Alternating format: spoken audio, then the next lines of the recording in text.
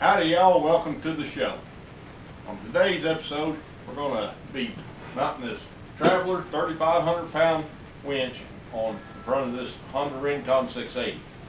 Now, when I do something, I don't always do it the same as what everybody else does. I like to do it my own way, the way that makes me happy. So I come up with a good idea of how I'm going to mount it on here. And I'll show you my idea here in a minute, but first we're going to unbox this winch. It says it comes with everything that we need to do this install. So we're going to find out if it's correct, if it's got everything we need. So we're going to find out. So we'll open her up here. Start with this right here. This here's your fair lead. Looks like we got some wiring. We got a switch in and out. Cables, probably the cables that go from the battery, or no, them looks like the cables that go hooked to the winch to go to the winch control, which that switch will hook to. There's your other set of cables. These will go from the battery to the winch control. Got us a dandy little hook. This here's a strap, and you're supposed to put that on the end of your hook so you can, I don't know, grab it, pull, I reckon. I don't know. We don't need that. This here's your mount, your factory mount that comes with the winch to mount the winch to, and then your fair lead would mount to this, and then so this bracket right here is what you would mount to something. This is where you get into people that will, you know, just mount it right there and mount the winch to it and throw the fair lead on. But see, it'd have to be plumb all the way out here. It'd have to be plumb all the way out here. Not for the winch to clear all this here. I don't like that. So, yeah, no. We might use part of that, but we ain't going to be using that. So, let's see. We got bolts.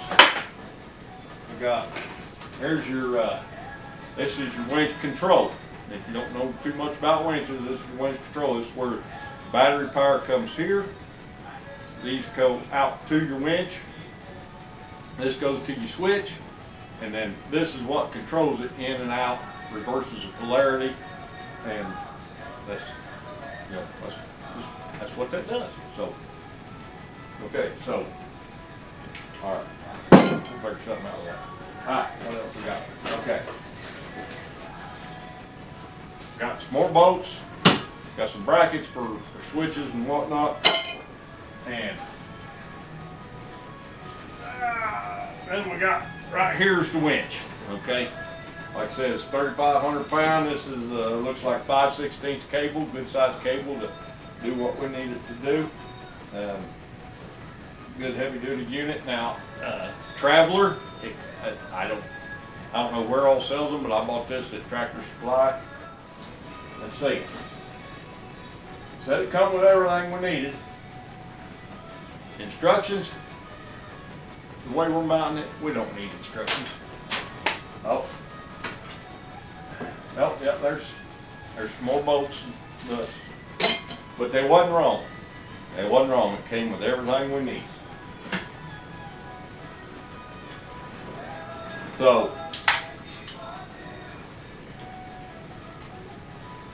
good and cold too. All right, so we got everything we need to do this winch install. We don't need that no more. So, here's what I'm gonna take. Okay.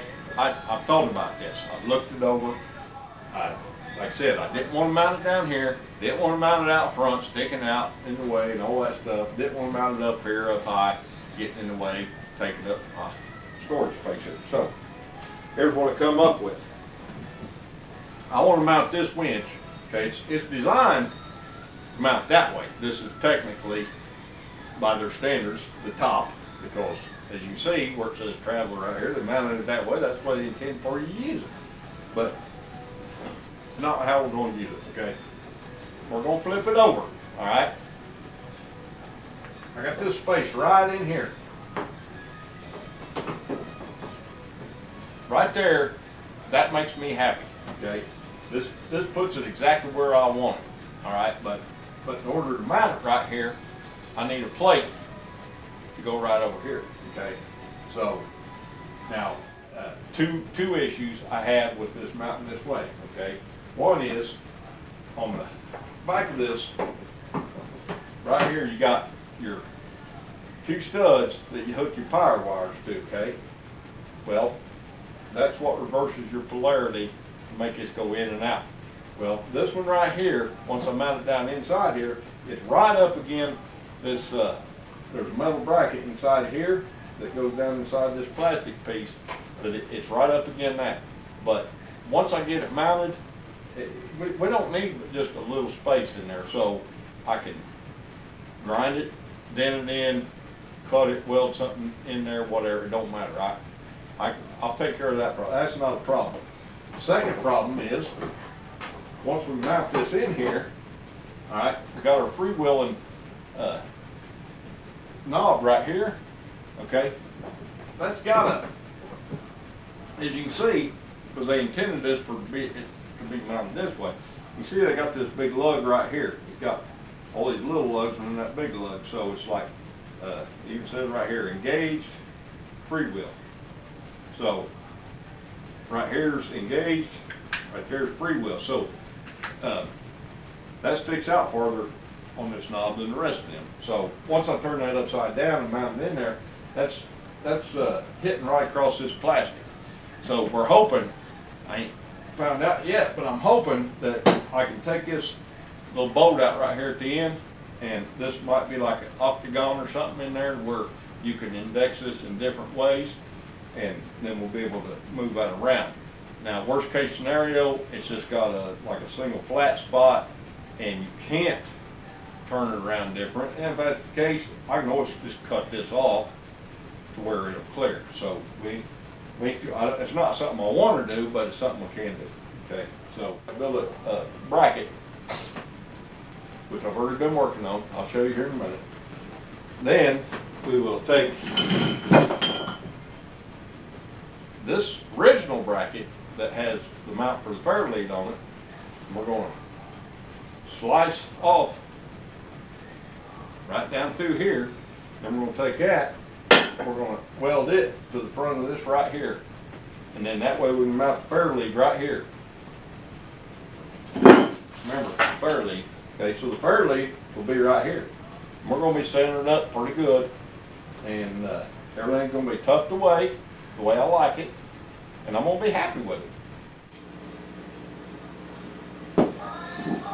All right, so I've already made this here plate for this. That's 1/8 inch. That's 1/8 inch steel right there. That's good and thick. Our original is also 1/8 inch, and one thing you'll see, well, I don't know if you can see it or not, but these 4 holes here that the winch mount to, they're countersunk holes because they're designed for some beveled bolts, beveled head bolts to go in there and keep that flush. So I set this down in here, and I wanted it down as flush as I could get it. Now, when I originally put it in there, it wasn't real flush, but I worked on it a little bit, ground on it, and got where it's down pretty close to flush. It ain't perfect flush, but it don't need to be. We can still, even if it sits up just a little bit higher, we can still hold stuff on this rack. So, so I put it up here round about where I wanted it, and then I held the winch up in here, and then I had to eyeball to get an idea of where to drill my first hole. Just, you know, instead of spending a bunch of time measuring and figuring and all that, eyeball it. Okay, so I eyeballed it, and I put a mark on there, and I drilled that first hole. Once I drilled that first hole, then I took this original plate, and I put it up on there, and then I was able to mark my other 3 holes and drilled them all. And then I took a real big counter. Let's see, I took a step bit.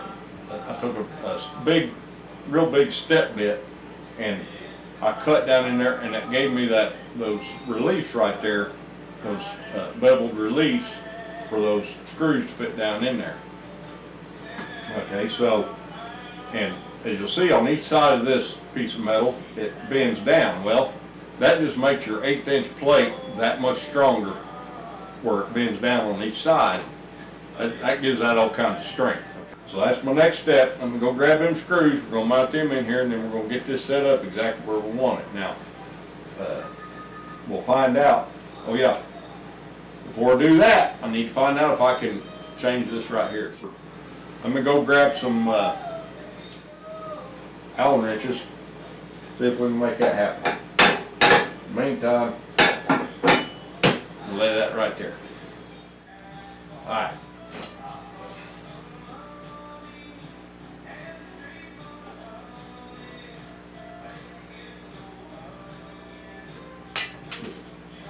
No, we lost our lock portion, but we'll find it. Okay, I like what I see. Yeah, that's just, it's not octagon like I thought it might be, but it's got 2 flats on it instead of just a single flat on one side. So, looks like to me, let's see. All right, so that'll work. So that puts that around, puts that notch up on the top where we want it. Okay. If you're still with me, are you still with me? I see a few of you still out there. Okay, so now I'm going to pull this off. I know about where I need to grind this down so I can weld this on here. We're going to grind it down, and we're going to get the welder out, and we're going to tack this in there. Now, it's we're clear on this freewheeling deal. The motor is real close right here and touching the plastic just a little bit over there. So I may shim this up just a hair before I tack it in to keep it from rubbing on that plastic. Not that it's really going to hurt anything. I mean, the plastic on 4-wheelers, that shit gets broke and that anyway, so no big deal, but you know, might as well not let it rub if you don't need to. So.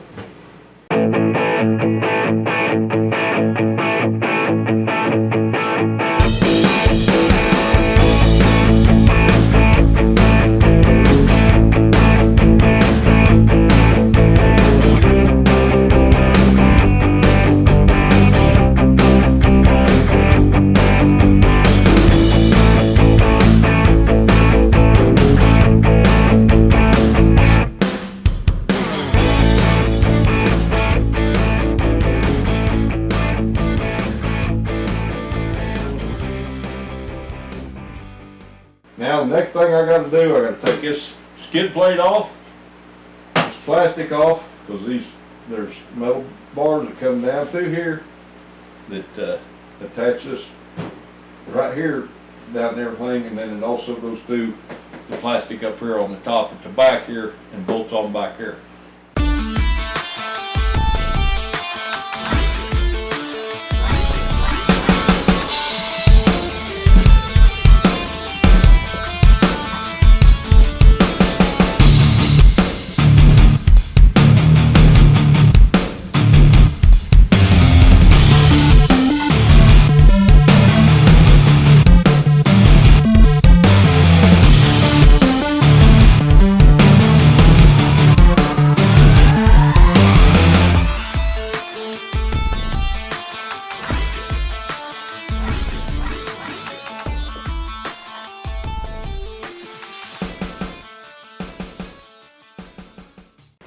That should, can you see me? Yeah. Alright, that should take care of everything that holds this on. We're going to see if this just pop right off of there. Think it will? I think it will, but we're going to find out. Oh, yep, looks like it will. Alright. Yeah, that's what we're talking about right there. Okay, so now that we got this off, we can take these 4 bolts out, get the winch off here, and we can weld this up. Then we can get this all cleaned up, painted, and get it ready to put back on, and we'll be ready to go. Okay, after welding everything up and let it cool off, and then I took a wire wheel and cleaned everything up real good and put some paint on it. And let the paint dry for a while.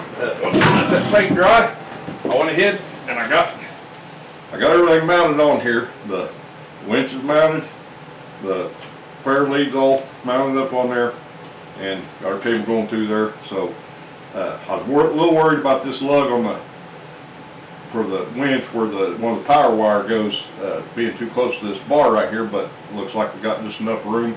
There's a good ½ inch in between there, so got plenty of clearance there. So now we're going to get this mounted back on here, see what kind of clearance we have, make sure everything clears good there.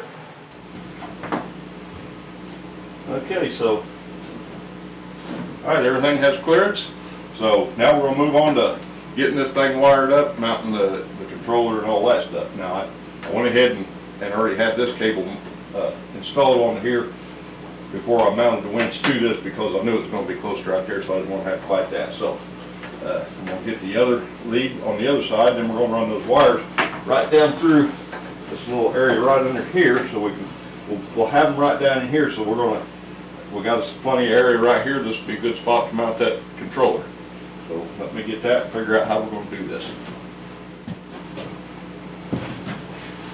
And if you look right here on your controller, they've got it all marked on here to where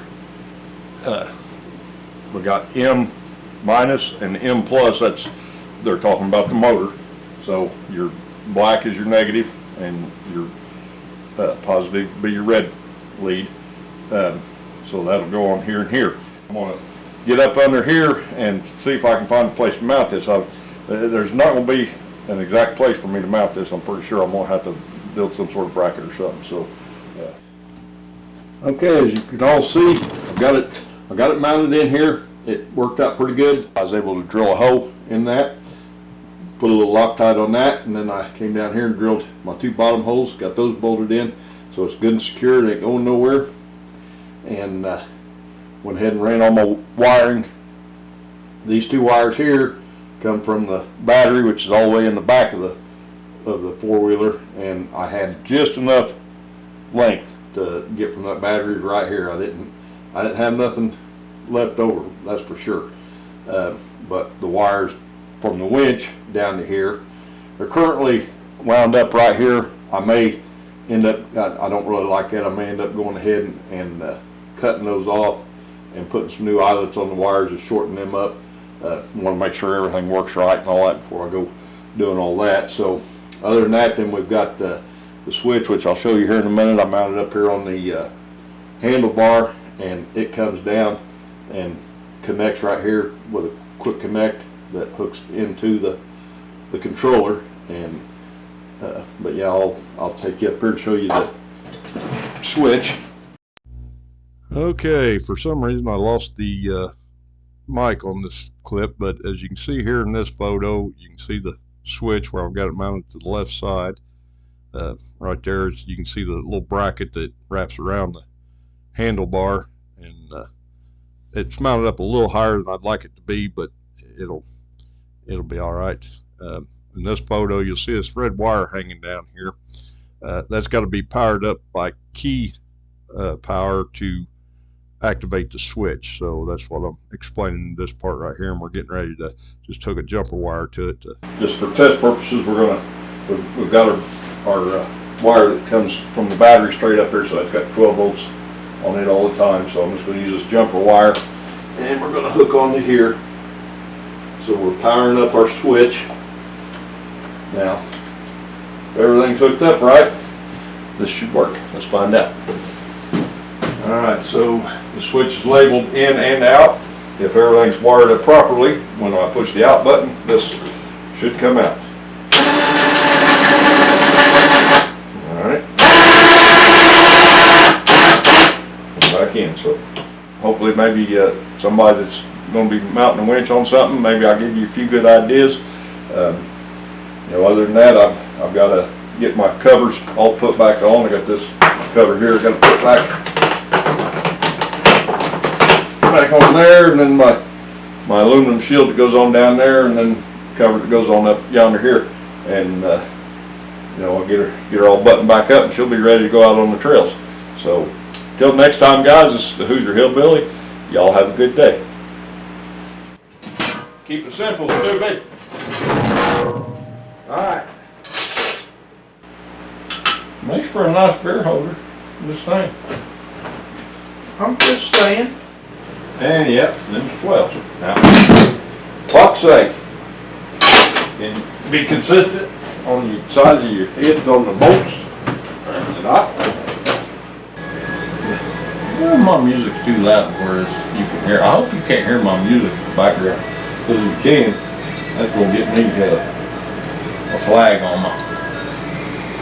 Sorry, I might need to go turn that off. I might have just fucked up. I don't know.